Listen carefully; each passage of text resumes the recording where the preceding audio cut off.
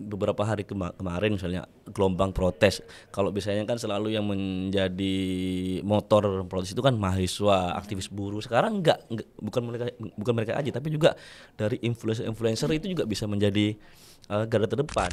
Ruang aktivisme itu kan harus membuat kita selalu peka terhadap fenomena yang terjadi di bawah. Bagaimana misalnya ada ketidakadilan, ada kesenjangan ekonomi, ada hal-hal yang kemudian perilaku yang tidak tepat dari pemerintah, itu yang dari dulu memang kita kritisi.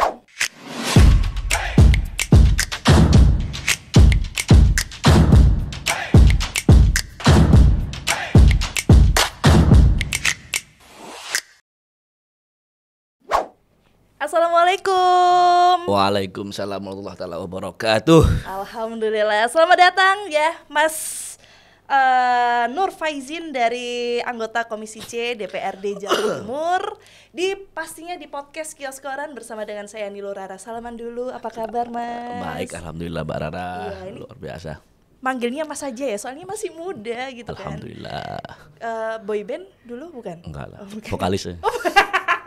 Saya gitaris. Gimana kalau kita bentuk band aja Mas? Karena kan vokalis itu kan yang sering yang lead suara, yang vokal bersuara, sama kayak DPR lah. DPR kan juga parlemen kan. Parle kan dari kata parle. Itu yang tugasnya bersuara terus kayak gitu. Makanya jadi vokalis gitu. Oke, Mas Nur Faizin. Ya. Ini biasanya dipanggilnya apa nih? Mas Nur, Mas Faizin atau yang lain? Saya kebetulan kalau nama itu yang memberikan nama itu seperti tradisi orang Madura ya. Itu pas kebiasaan orang Madura itu yang ngasih nama biasanya kiai. Jadi nama saya itu Nur Faizin Darain aslinya, cuma sama kiai kemudian disuruh kurangi Darainnya, tinggal Nur Faizin lah. Untuk panggilannya itu Jen. Jakarta Eko November. Itu JEN. Kenapa Jen? Itu pemberian orang tua. Jadi saya ngerasa terhormat kalau ada orang yang manggil saya dengan spell yang benar. Bukan Zen. Kadang orang kan Zen gitu. Nah, itu Kak Zen? Kak begitu Jen, ada gitu. orang yang manggil Jen, itu saya ngerasa terhormat karena itu penghargaan kepada orang tua yang sudah memberikan saya nama itu. Iya, pemberian nama orang tua itu sangat-sangat berarti. Buktinya kalau bukan sangat namanya personal lah. Sangat personal. Buktinya kalau namanya bukan Jen mungkin nggak jadi anggota DPRD kali ya. Bisa jadi, karena itu berkah kan. Nah, betul, berkah. Padahal Nur Zaini nggak ada Jennya, tapi alhamdulillah membawa keberkahan. Alhamdulillah. Nur Faizin, Mbak. Hah? Kok Nur Zaini? Nur Faizin. Jenenge wong digenti-genti Baru 1 menit udah salah ya. Ampun Mas, ampun. Mas Jen biasa bilang ya. Kita kenalan dulu teman-teman. Ini ada Mas Jen dari Partai Kebangkitan Bangsa. PKB. Partai Kita Bersama. Partai Kita Bersama karena kita sama-sama anak muda gitu kan. Ini tadi Mas Jen bilang kalau Mas Jen ini dari Madura. Aslinya Madura. Asli Madura, lahir dan kecil di Madura, tapi setelah SMP, setelah MTS hijrah ke Probolinggo, SMA-nya di sana, mondok pesantren di Nurul Jadid Python, terus kemudian kuliahnya di Jogja, alhamdulillah. Keliling ya berarti ya. Keliling. Terus itu SMA-nya sekarang di Surabaya berarti. Setelah dari Jakarta 10 tahun merantau, setelah S2 10 tahun dari 2014 ke 2024, nah sekarang balik lagi ke Jawa Timur, membangun Jawa Timur. Luar biasa. Berarti kalau misalnya di tahun 2010 ya Mas ya kuliah? Ya, enggak, 2006 dong. Oh, 2006 kuliah. Berarti kuliah. sekarang usianya? 37. Berapa hari yang lalu deh. Ya. Habis ulang tahun berarti tanggal 23, betul? Iya. Bener kan? Traktiran. Ngopi. Sudah beda bulan.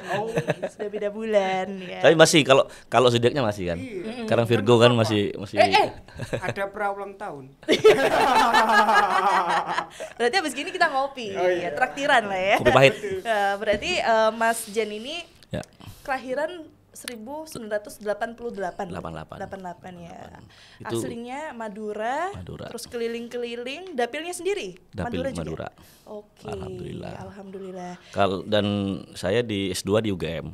Itu Jogja, gelarnya kebetulan kalau UGM itu ilmu sosialnya kan, kalau yang lain ada MSI, kalau UGM itu MA. Alhamdulillah itu sesuai dengan saya, Madura asli. Mas kenalan sih, saya ST. Iya. Apa itu? ST? Ya kan ST. Ada S1, S2, ST saya. Tadi pengen nyedot nih. Oke, dari PT PKB ini Kok PT? kok kan salah lagi. Dari fraksi PKB. Ini podcast politik, Mbak, bukan podcast usaha ya. Tapi ngomong-ngomong kok sampean Kok sampai grogi. ke PT? Kok grogi? Gara-gara ST tadi tuh loh. Gimana sih? Dari Partai Kebangkitan Bangsa. Partai yang kita bersama. Partai kita bersama, yang dimana Partai Kebangkitan Bangsa ini kan pastinya banyak sekali anak-anak muda atau wadahnya anak-anak muda yang banyak memberikan inspirasi dan juga yang tergabung di dalamnya. Itu betul ya Mas? Betul. Kalau Mbak Rara baca atau googling tentang profil ketum kami, Gus Muhaimin Iskandar, itu beliau sekarang umur 60 aja, kalau nggak salah. Berapa? 60 kalau nggak salah. 60. Masih muda itu? Masih muda sekali, dan beliau sudah menjabat jadi ketum partai sejak tahun 2004. Jadi sekitar umur 40-an sudah menjadi ketum partai. Dan di antara ketum partai mungkin beliau yang secara umur muda tapi secara pengalaman sangat lengkap. Karena beliau itu dari umur 29 kalau nggak salah sudah terpilih jadi DPR RI, bahkan sudah menjadi wakil ketua DPR RI. Wow. Sudah juga jadi menteri, sekarang menteri lagi, sudah, artinya pengalamannya meskipun usianya masih muda, pengalamannya insya Allah sangat dewasa, sangat matang lah. Nah, ini juga diikuti oleh anak-anak buahnya. Anak-anak buahnya itu di jajaran waketum, di jajaran ketua dan sekretaris itu relatif anak-anak muda tapi anak muda yang matang. Yang matang, yang bukan ikut anak berperan muda aktif lah ya. karbitan, yang memang tumbuh berkembang dari proses alamiah aktivisme dari bawah. Oke. Gitu, Mbak. Kira-kira kalau boleh tahu dari PKB sendiri ini usianya paling muda berapa Mas? Nah, kalau di Jawa Timur ya, di DPRD Jawa Timur ini ada teman saya, mungkin sudah pernah podcast di sini ya. Siapa? Pak Ibnu, Mas Ibnu. Itu yang paling muda itu ya? Paling muda 26 kalau nggak salah. Tapi rata-rata di PKB itu under 40, kalau Timnas kan ada U23. Ini U40. Dan muda bukan cuma sekedar muda, Mbak, tapi alhamdulillah teman-teman kami itu mudanya itu bukan muda yang, mohon maaf, yang misalnya privilege dari orang tuanya atau dari kerabat, tapi memang betul-betul dia emang aktif dari bawah, berkarir di partai dari jenjang aktivis pergerakan mahasiswa, kemudian ketika masuk ke partai jadi tenaga ahli, lalu kemudian jadi anggota dewan. Jadi insya Allah meskipun muda, kami ini insya Allah bukan yang sembarangan, bukan sembarangan muda, bukan gitu karbitan lah kira-kira gitu. Karbitan yang terbenam lah ya berarti. Oke Mas Jen, ini kan kali ini kan kita akan membahas terkait ruang politik generasi milenial dan juga Gen Z yang saat ini di tahun 2025 ini kan banyak yang antipati mengenai politik. Nah ini kita akan curhat gitu kan, karena Mas Jen sendiri ini juga usianya masih sekitar 30 plus lah. Kalau ya. saya ini kayaknya masuk generasi milenial ya. Milenial. Milenial Sama nggak? ya? Sama berarti kita Milenial Mas. ya.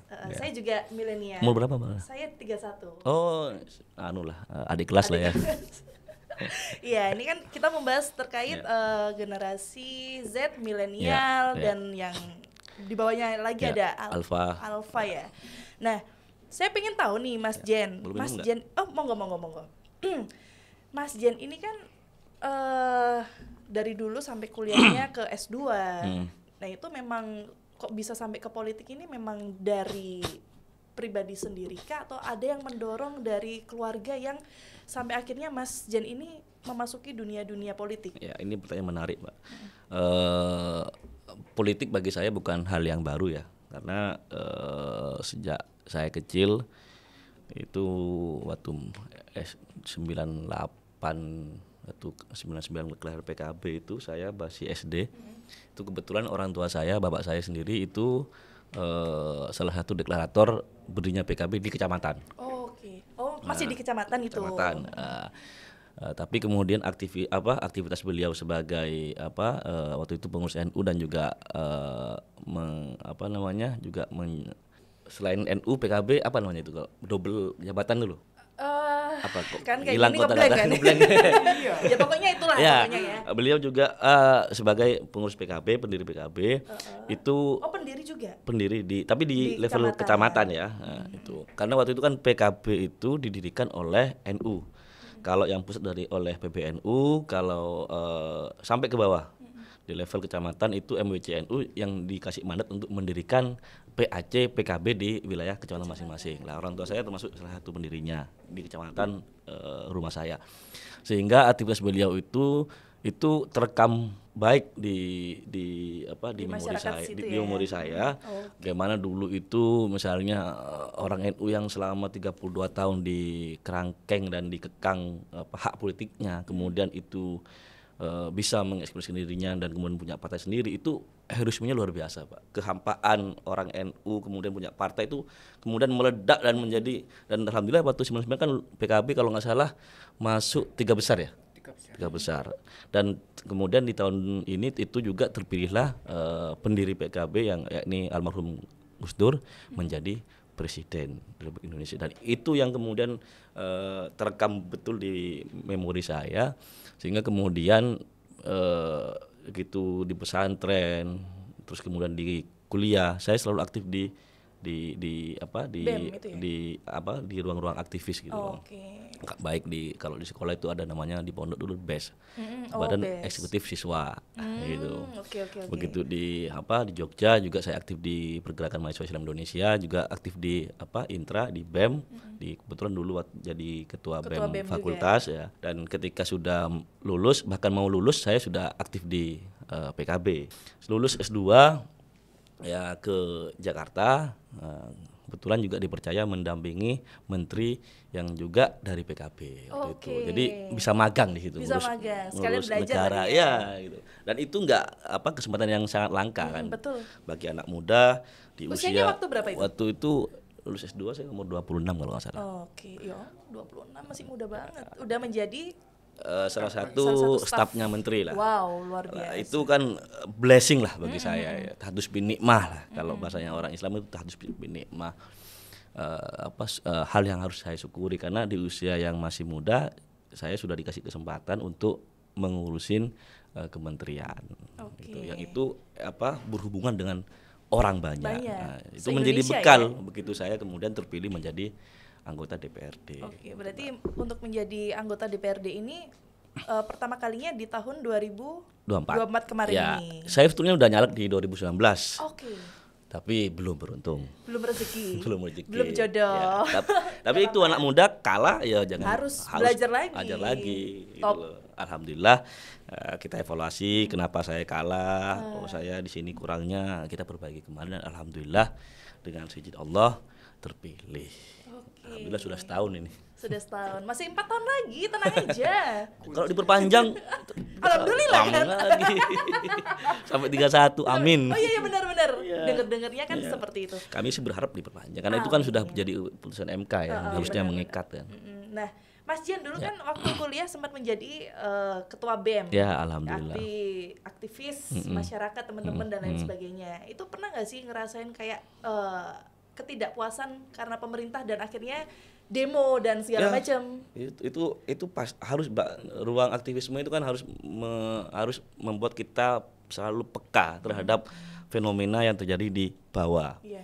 Bagaimana misalnya ada ketidakadilan, ada kesenjangan ekonomi, ada hal-hal yang kemudian perilaku yang tidak tepat dari pemerintah, itu yang dari dulu memang kita kritisi. Jadi kalau anak muda terus nggak punya kepekaan terhadap lingkungannya, ya itu harus dipertanyakan kemudaannya. Dan ini yang menjadi bekal saya, meskipun saya sekarang menjadi DPRD, saya tetap Pernah tahu di posisinya mereka iya, ini artinya kan ya. saya tetap mendoktrin ya, atau mengontrol diri saya agar tidak larut dalam kekuasaan yang kemudian membuat saya berjarak dengan masyarakat. Tapi bagaimana kekuasaan ini malah bikin saya lebih dekat lagi dengan masyarakat. Luar biasa Mas Jen. Top. Udah saya dukung lah Mas sampai tahun-tahun terus. KTP-nya mana? KTP-nya? Nanti nanti ya. Enggak KTP-nya Oh, saya oh Surabaya. iya, nggak bisa milih saya. Ya udah berarti Mas Jen harus pindah Surabaya. Kan sekarang udah di Surabaya kan. Oke, Mas Jen nih Rara mau tanya. Ya. Generasi milenial itu kan lahir di tahun 81 sampai 96 dan Gen Z itu kan 97 sampai 2012.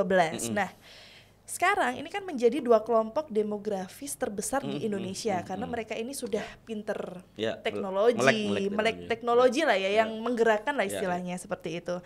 Tapi keikutsertaan mereka dalam politik ini, apalagi untuk menjadi anggota partai ini sangat sedikit gitu kan, sangat sedikit, apalagi aktif dalam berkampanye. Rata-rata anak-anak ini kampanyenya lewat story. Ya.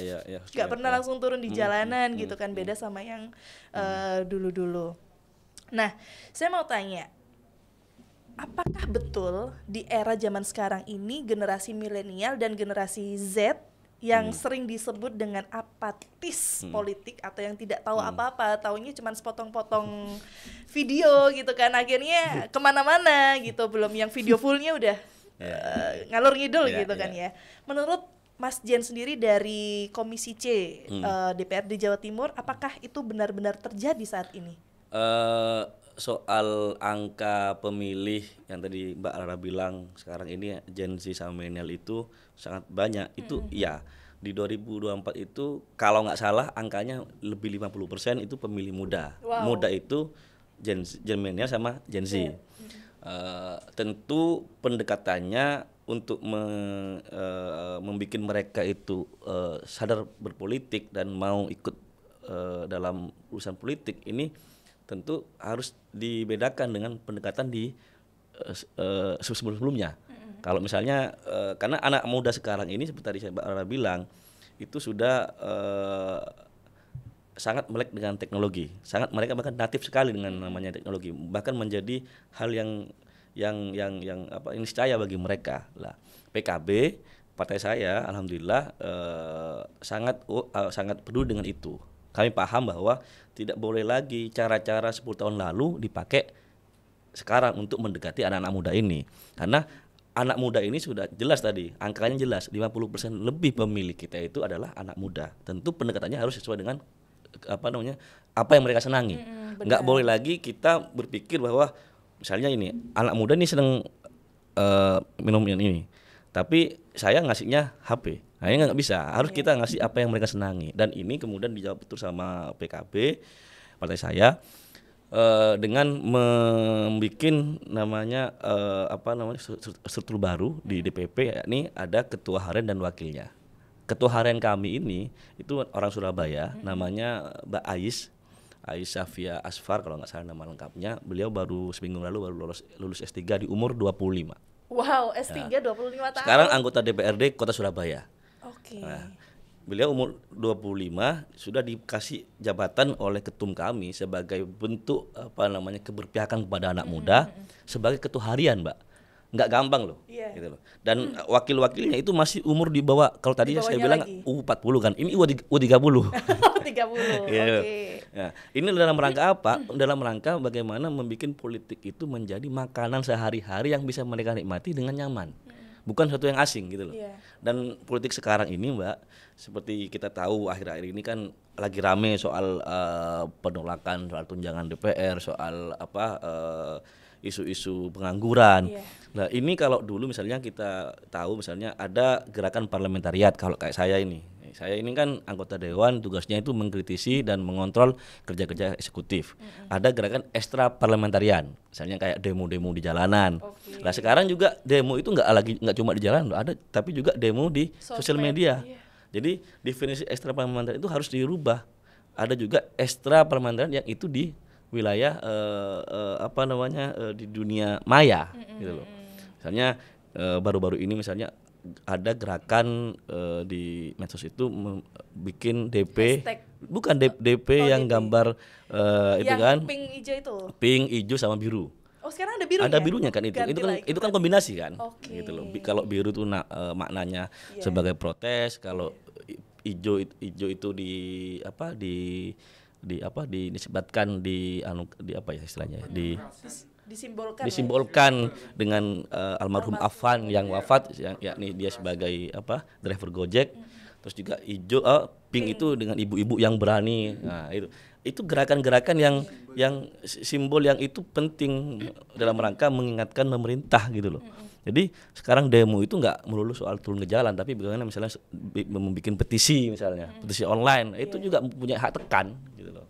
Berarti harusnya DPRD ini jangan mau kalah dong sama anak-anak di sana kan, karena anak-anak di sana kan 50% nih Mas yang pastinya memainkan media sosialnya gitu kan. Kalau mereka punya sesuatu yang bikin, maksudnya membuat suatu narasi yang akhirnya di follow sama teman-teman yang lain, harusnya DPRD juga jangan kalah. Makanya kami ini kan ada program podcast ini kan, kan dalam rangka menyapa masyarakat luas Jawa Timur. Kalau saya ini kan dapil Madura, tapi kan saya ini DPRD Jawa Timur, kan harus juga menyapa masyarakat Jawa Timur secara luas lah dengan bantuan podcast Kios Koran ini. Semoga kemudian ini bisa dilihat oleh seluruh masyarakat Jawa Timur dalam rangka apa? Dalam rangka juga mengontrol kami biar kami juga selalu on the track dengan tugas-tugasnya. Pada jalannya lah ya. Tapi sekarang main media sosial nggak? Apapun itu, apakah biasanya kan orang-orang di luar sana itu tidak tahu jelas kerjanya DPRD itu seperti apa? Kalau kami Mbak, alhamdulillah kalau saya itu TikTok ada, Instagram ada, Facebook ada, X juga ada. Ini kan masing-masing platform ini kan punya pemiliknya masing-masing dan punya gaya beda-beda gitu loh. Misalnya kalau di TikTok tadi seperti Mbak bilang, masyarakat tuh orang itu cenderung melihat hanya sedetik dua detik, menarik, kalau nggak menarik di swipe gitu kan, nggak mau membaca seluruhnya. Dari awal sampai saya akhir. Terus terang beberapa minggu yang lalu jadi korban tanda kutip.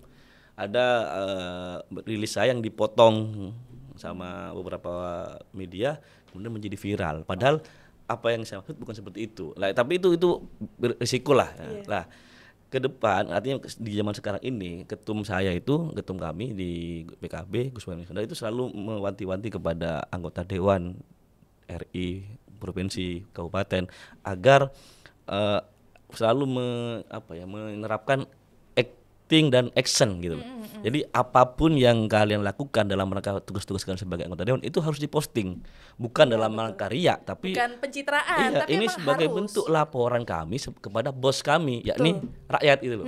Bahwa hari ini saya melakukan ini melakukan ini. Kalau ada yang kurang ya monggo dikritik.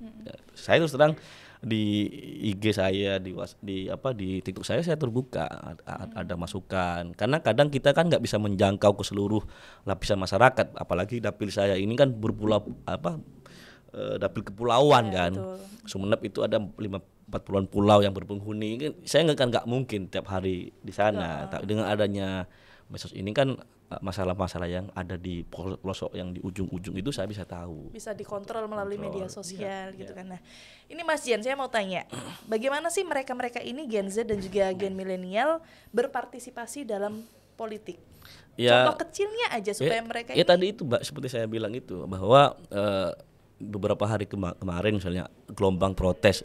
Kalau biasanya kan selalu yang menjadi motor protes itu kan mahasiswa, aktivis buruh. Sekarang bukan mereka aja, tapi juga dari influencer itu juga bisa menjadi garda terdepan. Misalnya kayak Jeremy Pauline, ya kan, ada beberapa nama lah. Sekarang Irwan Ferirwandi misalnya. Itu influencer yang sebenarnya gitu. Mereka bisa menginfluence gitu loh. Agar kayak demo kemarin tidak lagi anarkis misalnya, gerakan warga jaga warga itu kan sangat efektif sekali saya kira gitu. Jadi memang dunia sosial ini hal yang harus kita dalami sehari-hari dan harus kita selami dengan sekian manfaat dan mudaratnya lah gitu. Nah, ini dampak atau keterlibatan dari Gen Z dan juga Gen milenial apabila masuk dan terjun ke dunia politik itu apa aja, Mas? Ya, menarik. Kadang misalnya kayak kemarin saya selalu selalu mencontohkan partai saya ya. Karena gak ini apa-apa, kan memang partainya kok. Ya, maksudnya kami mau menyampaikan bahwa PKB itu enggak kolot lah. PKB itu memang partainya anak-anak muda, warga NU, tapi sangat terbuka gitu loh. Misalnya di PKB itu anggota dewannya nggak hanya dari warga Muslim, tapi juga ada dari Kristen, ada dari Hindu dan lain-lainnya lah. Kami juga terbuka dengan anak muda. Dan kemarin misalnya kayak di Harlah ke yang bulan Juli kemarin itu kami itu di Harlah 27 usia partai kami 27 tahun. Itu gerakan-gerakan yang kami lakukan banyak sekali, misalnya memberikan penghargaan kepada anak-anak muda yang berprestasi. Ada dia di Kalimantan Barat kalau nggak salah umur 20-an itu sudah bikin sekolah gratis bagi. Jauh sih Mas di Kalimantan. Ini kan contoh. Di Jawa Timur nggak ada? Di Jawa Timur itu tadi AIS itu kan bisa. Salah satunya Mbak Ais tadi tuh. Iya, itu kan pemilihnya juga anak-anak muda yang seusia dia gitu. Misalnya mereka dia itu yang saya tahu hampir tiap minggu itu bikin gerakan lari bareng. Ini kan lagi happening kan. Nah, Mas saya juga mau ini dikasih sertifikat penghargaan. Saya juga itu loh kayak gitu loh. Apa kayak gitu apa itu? Sertifikat apa? Sertifikat tanah. Itu nggak apa-apa sih Mas. Sertifikat tanah kalau ada nggak apa-apa. Oke, salah Punya saya satunya kayak sekolah kayaknya. salah satunya dia memberi apresiasi buat teman-teman milenial ini supaya mereka juga ternyata aku ini dilirik loh, ternyata aku diperhatiin loh sama Iya, karena politik itu yang perlu diketahui oleh anak muda itu. Kita tuh dari bangun tidur sampai tidur lagi itu kan diatur politik, Pak. Ya kan? Kita begini aja kan ada yang atur politik. Kita nggak boleh ngomong apa. Iya, Tamas. Iya kan? Teman Tamas. Iya. Itu kan semua diatur oleh politik gitu loh. Makanya cara-cara kita merespon itu kan dengan cara memberikan pesan-pesan politik dengan sangat renyah gitu. Dan anak-anak muda itu bisa interest untuk terlibat di dalamnya. Baik. Dan saya kira memang sekarang di Indonesia luar biasa gerakan itu, Pak. Nggak bisa lagi kita ngomong sembarangan di publik, itu pasti digoreng macam-macam. Viralin, digoreng, diulek ya. Cuma yang ini yang mungkin yang perlu saya sampaikan, jangan sampai kemudian mengarah kepada hal-hal yang personal, misalnya penjarahan macam itu kan sudah nggak baik. Saya juga nggak setuju sih itu, Mas. Iya. Meskipun banyak yang dijarah dan harganya mahal-mahal, saya juga nggak sepakat itu ya. Soalnya nggak dibagi sama saya. Kalau dibagi sih ya oke lah, nggak apa-apa. Itu Dibagi tadi. tapi di penjara loh. Oh jangan, sembunyi-sembunyi maksudnya ya. Itu tadi kan faktor-faktor dan dampak ketika generasi Z dan juga milenial ini gabung ke dunia politik. Nah, tapi zaman sekarang ini kan banyak yang antipati kan ya, Mas Jen ya. Faktor apa aja sih kira-kira? Saya kenapa? kira ini, Mbak, jangan ngomong antipati ya. Jangan-jangan kita ngomong antipati karena emang message yang kita sampaikan itu nggak bisa dibaca oleh mereka. Oke, berarti yang apatis. Ya kan? Jangan-jangan yang nggak melek gitu ya. Jangan-jangan kita kan makanya PKB lagi-lagi itu merefleksi sendiri bahwa jangan-jangan memang pesan kita yang disampaikan ke anak muda ini ya bukan pesan yang bisa mereka baca. Sehingga ya nggak dong mereka, nggak paham gitu. Tapi kalau pesan-pesannya itu yang dikemas dengan cara-cara yang memang disukai oleh anak muda sampai yang kok. dipahami lah ya. Kok. Jadi emang bahasa dan itu terbukti gitu loh, sekali lagi terbukti PKB itu dari misalnya menteri-menteri yang dari PKB 5 tahun yang lalu itu selalu dan DPR-nya anak-anak muda yang karena itu tadi karena kami ini peka terhadap kebutuhan-kebutuhan dan aspirasi anak muda. Wah keren. Berarti harus benar-benar Tertarik masuk PKB? Tertarik, mumpung saya masih muda ini Mas, belum tua ya kan, masih cocok kan ya? Masuk.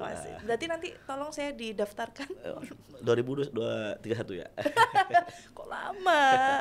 Oke, Mas Jen, dari Komisi C sendiri dari DPRD Jawa Timur melihat tantangan apa aja sih dalam menarik generasi muda ini ke ranah politik? Kan pastinya banyak sekali tantangan-tantangannya seperti mereka ini kayak demo kemarin gitu kan, banyak yang protes atau bisa dikatakan tidak percaya dengan pemerintah. Nah itu apa aja tantangan selain dari situ?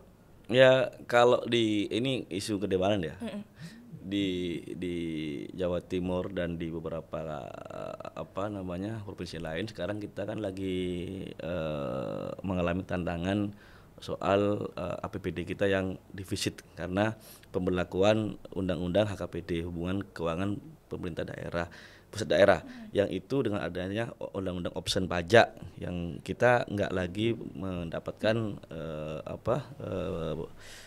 mendapatkan jumlah yang besar seperti sebelumnya. Apalagi ini misalnya karena saya C ya urusannya soal pendapatan, isu keuangan ya, fiskal dan semacamnya. Lah ini ke depan Jawa Timur juga menghadapi tantangan defisit fiskal karena seperti saya bilang undang-undang HKPD berlaku, terus juga Inpres nomor 1 Presiden 2025 ini kan belum dicabut soal efisiensi. Sementara Jawa Timur itu bukan termasuk provinsi yang bisa mandiri tanpa transfer pusat. Jadi Jawa Timur ini misalnya nggak ada transfer pusat, ini bisa kolab, Pak. Nah, sehingga ke depan tidak lagi kemudian kita bergantung kepada pusat, harus mencari celah-celah mana yang bisa dijadikan sumber PAD. Karena tantangannya juga ke depan, misalnya sekarang pajak kendaraan bermotor listrik kan juga sudah sangat sedikit. Nah, ini kan berakibat kepada pemasukan daerah. Belum lagi misalnya kemampuan beli masyarakat juga kan menurun. Ini kan daya belinya menurun. Ini tantangannya luar biasa. Lah, isu-isu ini kan sebetulnya isu-isu yang agak berat, Mbak. Nah, tapi tantangan kami sekali lagi tadi bagaimana mengemas ini menjadi ringan sehingga anak-anak muda itu tadi yang Gen Z ke bawah itu bisa paham bahwa kita menghadapi tantangan yang seperti itu. Gitu loh. Tentu ini tidak bisa dewan sendirian yang bengak-bengok ya, tapi butuh juga kontribusi dari anak-anak muda agar bersuara bareng-bareng, mencari solusi bareng-bareng sehingga kedepannya kita bisa mendapatkan PAD yang lebih banyak dan ujung-ujungnya kan membawa mereka sendiri gitu kan. kebesaran kita bersama gitu. Bukan DPRD sendiri tapi rakyat pun juga menikmati gitu. Tapi ngomong-ngomong, apakah sudah ada persiapan untuk antisipasi soal itu? Ya kalau kami sih beberapa mendorong ya, Mas, karena ini kan fakta yang pasti akan kita hadapi situasi ini. Makanya kami nge-push eksekutif Pemprov ini agar lebih kreatif. Nah, misalnya kayak potensi pajak dari MBLB gitu, mineral bebatuan logam bukan bebatuan gitu. Itu yang selama ini kurang dilirik ya. Terus juga ada dari potensi misalnya aset yang masih belum dikelola di Jawa Timur kan masih banyak ini. Dan masih banyak hal lain lah yang bisa kita gali, misalnya dari BUMD. Artinya jangan kemudian berpikir kecil, nggak bisa lagi, Pak. Kecil tapi kalau banyak kan juga jadi banyak juga gitu. Ibaratnya menabung. Iya, benar. Terus ini Mas Jen, saya mau tanya. Generasi Gen Z dan juga milenial itu kan lebih identik sama media sosial. Apakah perannya itu beda dengan media massa? Bedanya di mana dan lebih efektif ke media yang seperti apa? Ya, kalau media massa itu kan terstruktur ya.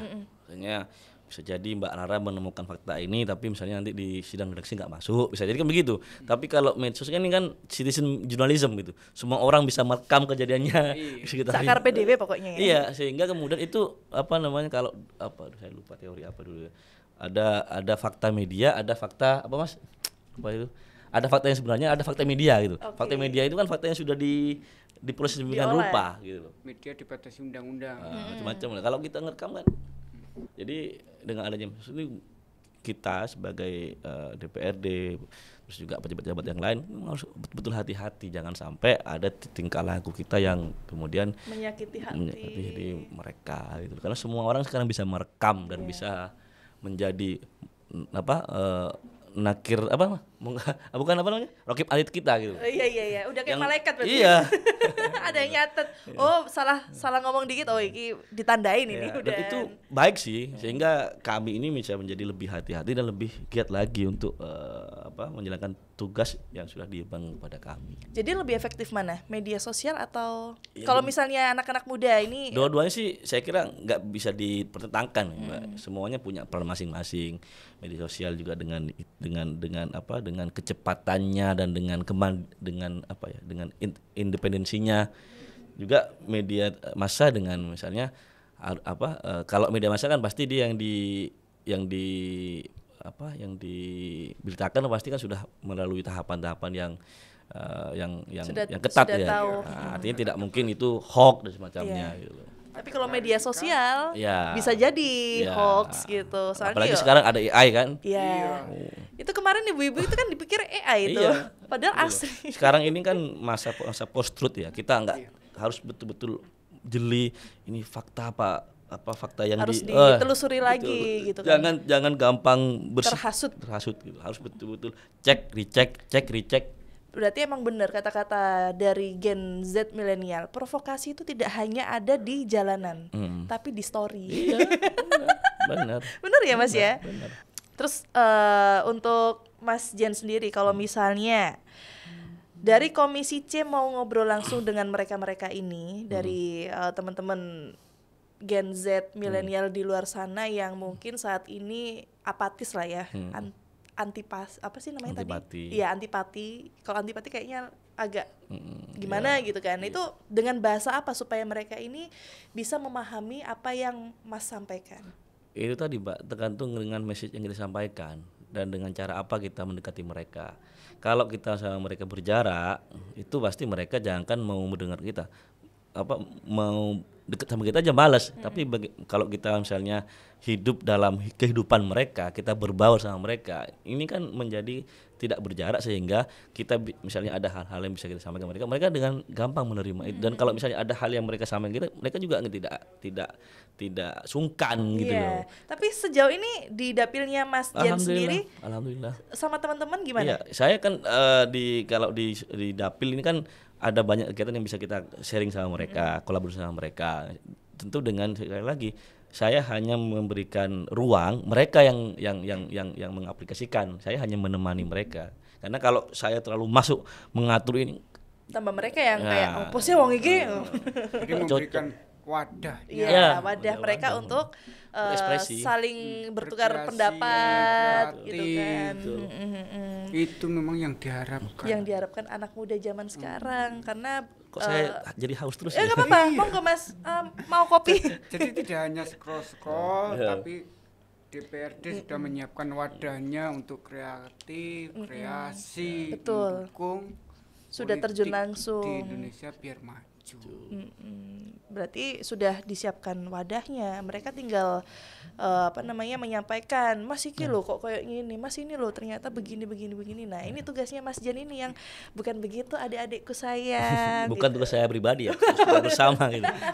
Tapi sejauh ini apakah sudah ada untuk mengedukasi Gen Z? Iya kan ini Mas, di DPRD itu ada program itu Solo Semeran, yang itu tugas sederhananya menyapa warga lah. Nah, kalau saya pribadi itu saya dari beberapa paket tuh saya ambil untuk tak kasih ke mereka. Silakan ini aturannya begini, tapi hal-hal lain silakan kalian kemas sendiri, asalkan tidak melanggar aturan yang sudah ada. Nah, gitu loh, sehingga itu tadi mereka menjadi nggak berjarak sama kita. Tapi untuk yang selain Gen Z, Gen milenial Ya gimana? tetap lah, kan mereka juga warga negara juga. Oke, berarti sama-sama milenial dan juga Gen Z supaya mereka ini melek Politik. untuk berpolitik. Nah, terakhir nih Mas Jen. Udah terakhir, nanti besok-besok kita kesini lagi bahas yang lain yang agak berat sedikit lah. Ini kan terkait media sosial, terkait teman-teman di luar sana yang masih tidak melek untuk bergabung ke politik. Ini terakhir nih Mas Jen, satu kalimat rumusan anggota ideal Komisi C dalam konteks ini. Ya tadi Pak, bagaimana menjadi dewan atau menjadi apapun lah ya, sesuai dengan profesi masing-masing. Saya hanya punya prinsip be relevan gitu. Kita harus relevan dengan profesi kita masing-masing. Kalau ya kayak saya anggota dewan, ya harus paham dengan tugas-tugasnya, harus down to earth, jangan ngerasa jangan lupa daratan dengan jabatan kita punya, tapi justru ini menjadi jalan kita memberikan manfaat sebanyak-banyaknya bagi masyarakat sekitar. Luar biasa. Sampaikan dong Mas buat teman-teman Gen milenial dan juga Gen Z, ajakan buat mereka supaya mereka ini lebih ikut berperan aktif dalam berpolitik. Ya kepada adik-adik Tua banget ya adik-adik. Semuanya. Teman-teman. Ya kepada gitu masyarakat kan. Jawa Timur khususnya, karena ini temanya anak muda, ayo melek politik, awasi berjalannya pemerintahan, awasi kami juga di DPRD. Kalau ada hal-hal yang kurang atau ada hal-hal yang mau kalian suarakan untuk perbaikan negeri ini, monggo kita bareng-bareng berkolaborasi, karena untuk mengurus negara ini tidak bisa kami sendirian, tentu dengan bergandengan tangan dengan para panjenengan semua. Luar biasa. Tapi kurang satu. Apa, Mas? Ucapan terima kasih pada kaum milenial tadi sebagai pembimbing guru terbaik kita. Iya, Nggak betul. ada mereka kita nggak akan berdiri di sini. Benar. Kalau nggak ada mereka ini mungkin tidak bisa mengatakan itu tadi. Itu tadi ya. Benar. Guru terbaik. Baik, berarti saya ucapkan terima kasih banyak buat Diwakili Mbak Rara. Iya. Gen milenial dan juga Gen Z karena emang kedua gen ini memiliki potensi untuk menjadi kekuatan yang penting dalam politik praktis Indonesia. Generasi milenial dan juga Gen Z ini juga justru sedang mendefinisikan ulang ruang politik dengan cara mereka sendiri gitu kan. Lebih terbuka, berbasis tentang isu-isu yang sekarang ini lagi viral melalui digital dan juga horizontal. Apakah betul begitu, Mas Jen? Mbak Rara ngomong salah pun saya nggak benar. Gitu ya. Oke, kalau begitu terima kasih banyak Mas Jen selaku anggota Komisi C DPRD Jawa Timur yang pagi ini sudah mampir ke podcast Terima kasih juga Kioskoran. Mbak Rara sudah jadi teman diskusi di pagi hari ini. Jangan lupa KTP saya didaftarkan ke partainya ya Mas Jen. Kan anak muda, teman-teman anak muda ini boleh banget lah ya.